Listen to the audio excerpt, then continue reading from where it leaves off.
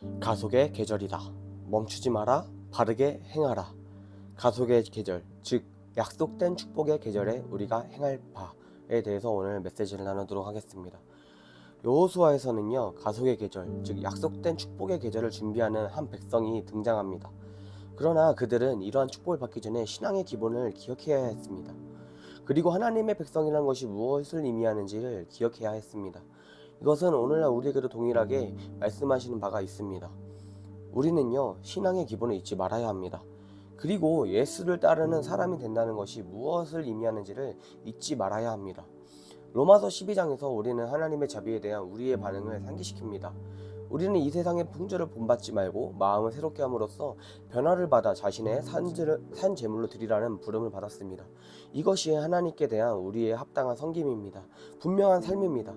이 계절에 하나님은요, 우리에게 깨어나서 우리가 묵인 용납해왔던 옳지 않은 것들을 보라고 도전하고 계십니다. 그러시면서요, 주님은 우리의 고통, 실망, 상실을 나에게 가져와 하늘의 평화, 영의 기쁨, 그리스도의 의로 이 모든 것들을 다시 교환하도록 우리를 부르고 계십니다. 초자연적으로 가속도가 붙는 이 계절에 우리는 들어와 있습니다. 이것을 믿는다면요, 기쁨으로 거둘 수 있도록 눈물로 씨를 뿌리는 것을 기억하시기를 바랍니다. 우리는 의심할 여지 없이 우리의 단, 열매를 가지고요, 기쁨으로 다시 올 것이므로 씨, 그러니까 예를 들어 말씀, 비전은 아버지의 마음을요, 뿌릴 씨를 마음에 영에 품고 계속 앞으로 나아가는 것을 포기하지 마시기를 바랍니다. 우리를 향한 하나님의 꿈은요, 우리의 자신에 대한 꿈보다 더 크다는 것을 우리는 다 믿습니다. 이것을 기억해야 합니다. 하나님은 선하시다. 하나님은 좋으신 나의 아버지이시다. 아멘. 눈을 들어 고개를 들고 꿈을 꾸는 사람들처럼 우리는 서야 합니다. 확신에 찬 모습으로 걸어야 합니다. 고통 속에 주저앉지 말고요, 수많은 인간적으로 생각이 흔들리지 말고 아버지가 주신 씨를, 우리에게 주신 땅에 뿌릴 씨앗의 보따리를 짊어지고 계속 나아가야 합니다. 예수 그리스도의 이름으로 우리의 마음에 새로운 신선한 기름 부음과 하늘의 소망과 확신이 가득하기를 기도합니다. 여러분, 일어나시기를 바랍니다. 그래서 아버지가 주신 씨앗 주머니에 들고 계속 나가기를 기도합니다. 다음 계절에, 어쩌면 같은 계절에 여러분은요, 많은 단들, 열매를 가지고 들고 나올 것입니다. 아멘. 우리는 비전을 이해하고 행동할 수 있도록 주님의 메시지를 해석하고 있습니다.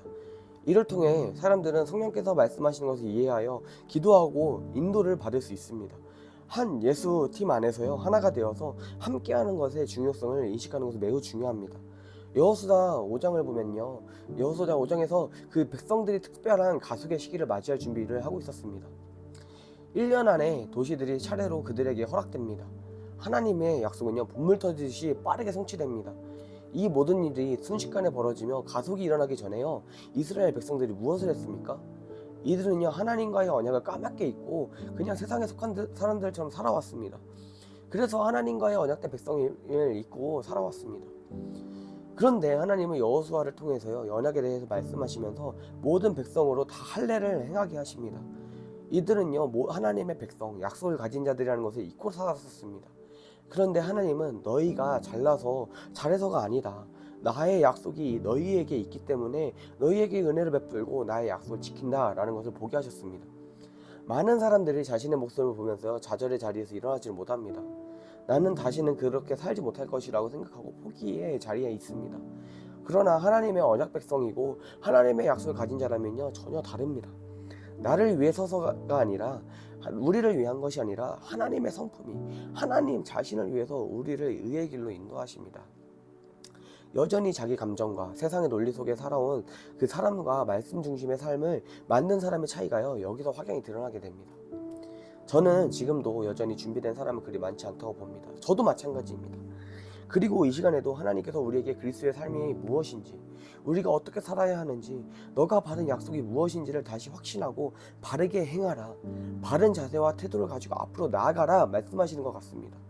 로마서 12장에 우리가 약속을 가진 자로서 어떻게 해야 할지, 어떤 마음가짐으로 살아야 할지, 우리 하나님께 대한 그 바른 제사, 우리의 응답에 대해서 설명하고 있습니다. 우리는요, 세상의 패턴을 따르거나 우리의 사고와 생활 반칙에 문화적으로 더 이상 동화되지 않고 살지 않아야 합니다. 그리고 우리 자신을 산 제물로 하나님께만 드려야 살아야 합니다. 하나님을 위해 살라는 것입니다.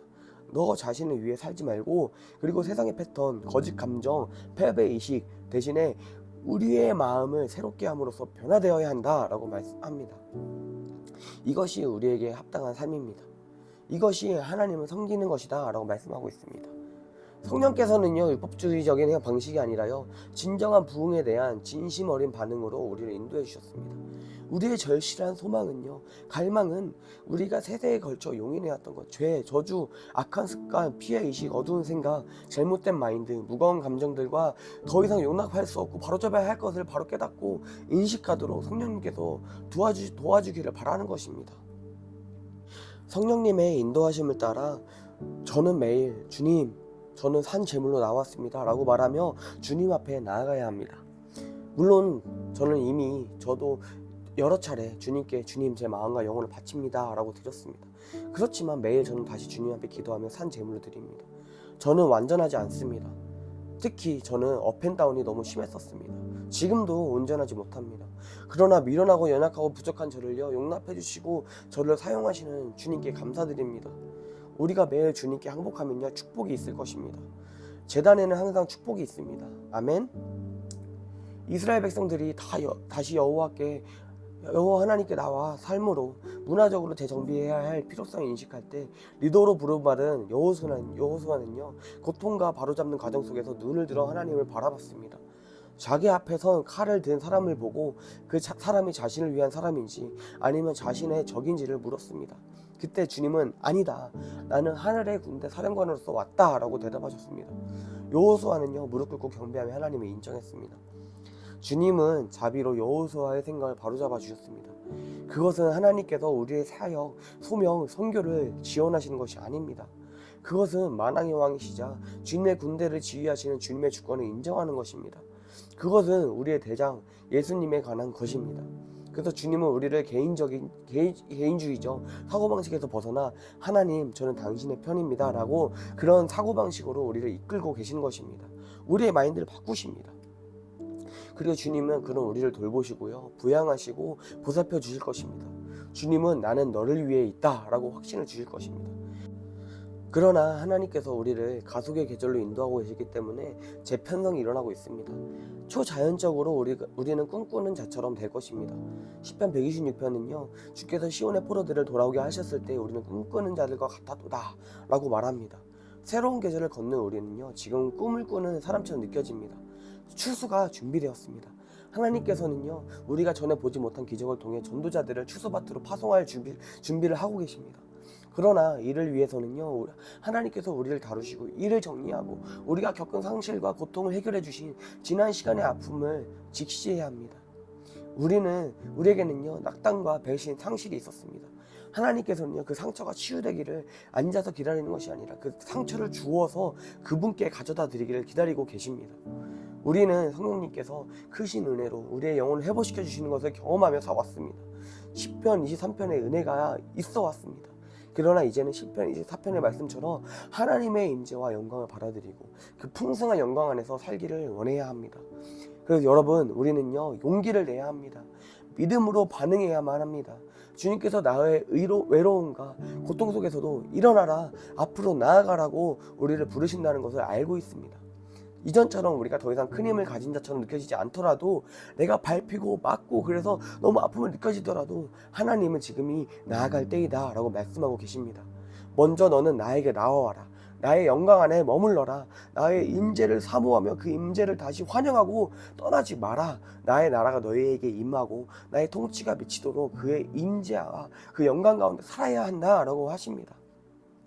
그리고 울면서 씨를 뿌릴 그 보따리를 짊어지고 나아가면 실망하고 낙담할 때에도 하나님은 너희에게 하신 말씀이 약속이 예수 안에 있는 너희의 그 예수의 그 팀 안에 그 큰 수확을, 풍성한 열매들을 가져다 둘 것이다 라고 말씀하십니다. 여러분을 축복합니다. 이 은혜가 여러분 가운데 있기를 예수 그리스도의 이름으로 기도하고 축복합니다. 아멘.